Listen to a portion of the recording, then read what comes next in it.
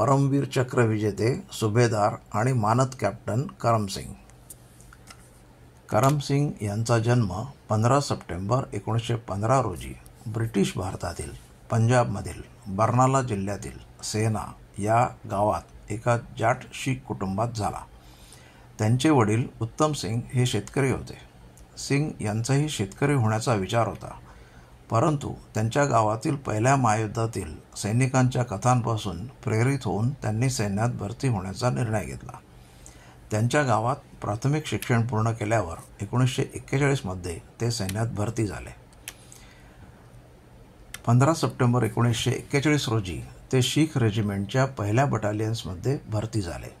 दुसऱ्या महायुद्धातील बर्मा मोहिमेदरम्यान ॲडमिन बॉक्सच्या लढाईत त्यांनी दाखवलेल्या वर्तन आणि धाडसाबद्दल त्यांना लष्करी पदक देण्यात आले. एक तरुण युद्धाने सजलेला शिपाई म्हणून त्यांनी त्यांच्या बटालियनमधील सहकारी सैनिकांकडून आदर मिळवला. 1947 मध्ये स्वातंत्र्यानंतर पहिल्यांदाच भारतीय ध्वज फडकवण्यासाठी तत्कालीन पंतप्रधान जवाहरलाल नेहरूंनी निवडलेल्या 5 सैनिकांपैकी ते एक होते. 1947 मध्ये भारताच्या स्वातंत्र्यानंतर भारत आणि पाकिस्तान यांच्यात काश्मीर या संस्थानावर थोड्या काळासाठी लढाई झाली. संघर्षाच्या सुरुवातीच्या काळात पाकिस्तानच्या पश्तून आदिवासी मिलिशियांनी राज्याची सीमा ओलांडली आणि तिथवालसह अनेक गावे ताब्यात घेतली. कुपवाडा सेक्टरमध्ये नियंत्रण रेषेवर असलेले हे गाव भारतासाठी एक धोरणात्मकदृष्ट्या महत्त्वाचे ठिकाण होते.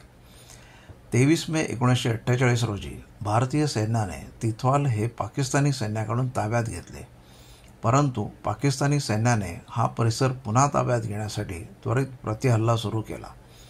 या हल्ल्याचा सामना करण्यास असमर्थ असलेल्या भारतीय सैन्याने तिथवाल कड्यावर त्यांच्या स्थानावरून माघार घेतली आणि योग्य वेळी त्यांची स्थाने परत मिळवण्याची तयारी केली.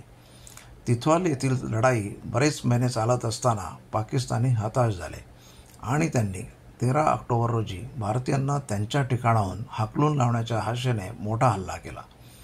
तिथवालच्या दक्षिणेस असलेल्या रिचमार गली आणि तिथवालच्या पूर्वेस असलेल्या नस्ताचूर खिंडीवर कब्जा करणे हे त्यांचे प्राथमिक उद्दिष्ट होते.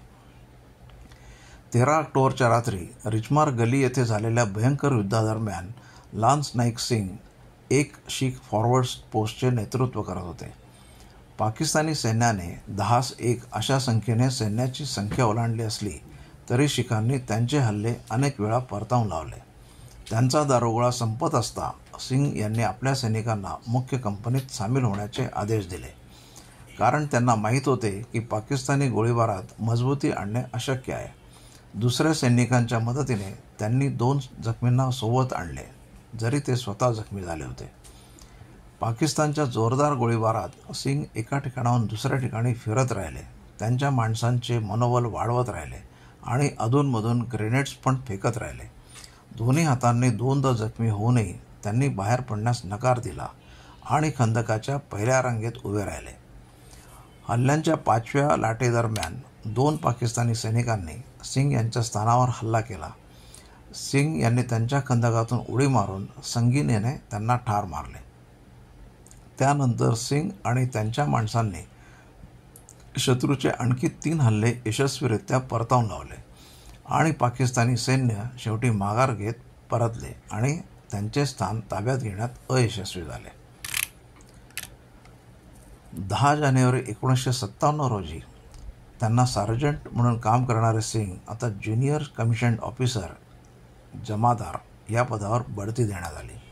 1 मार्च 1964 रोजी त्यांना सुभेदार म्हणून बढती देण्यात आली आणि नंतर त्यांना सुभेदार मेजर म्हणून बढती देण्यात आली. 26 जानेवारी 1969 रोजी त्यांना कॅप्टन पदावर मानद कमिशन मिळाले. सिंग सप्टेंबर 1969 मध्ये निवृत्त झाले.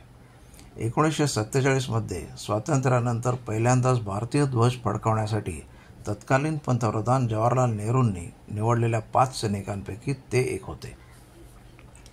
20 जानेवारी 1993 रोजी सिंग यांचे त्यांच्या गावात निधन झाले. त्यांच्या पश्चात त्यांची पत्नी गुरदयाल कौर आणि मुले असा परिवार आहे.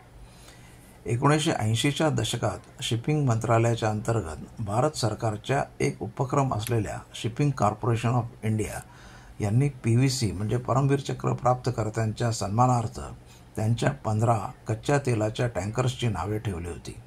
त्यात एक MT lance Naik Karam Singh PVC tanker 30 जुलै 1984 रोजी शिपिंग कॉर्पोरेशनला देण्यात आला. त्या टँकरने 25 वर्ष सेवा दिली. सरकारने संगरूर येथील जिल्हा प्रशासकीय संकुलात त्यांच्या सन्मानार्थ एक स्मारक देखील बांधले. अशा या थोर सुपुत्राला मानाचा मुजरा.